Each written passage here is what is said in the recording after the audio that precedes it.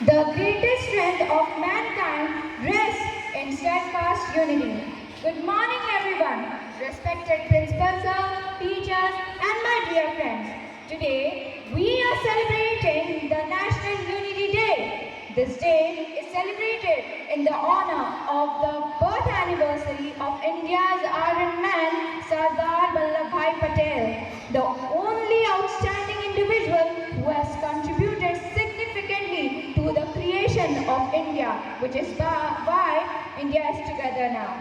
Even if in that century, Sardar Patel was a forward-thinking individual, much like today's kids. There were more than 500 princely states in our nation when we gained independence in 1947. But Sardar Vallabhbhai Patel's well-thought-out policies helped to unite these kingdoms into one nation. The only nation where members of any classes, states and faiths coexist peacefully and harmoniously is India. India is a land of immense diversity.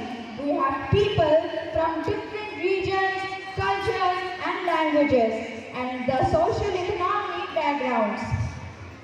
This diversity is our strength, but it can also be a source of division if we don't nurture it with care. That is why it is so important for us to celebrate the National Unity Day. It is a day to reaffirm our commitment to each other and to our country. It is a day to celebrate our diversity and common values. Unity is the strength of any nation. It is the foundation on which a nation can build a strong and vibrant democracy. A united nation is well equipped to meet challenges and overcome obstacles. It is also better able to protect its sovereignty and integrity. So, on this occasion of National Unity Day, let us reaffirm our commitment to unity and diversity. Let us pledge to work together to build a stronger and more united India.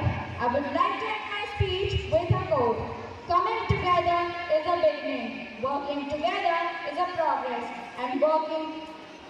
Staying together is a progress. And working together is a success. Jai Hind, Jai Bharat. Thank you.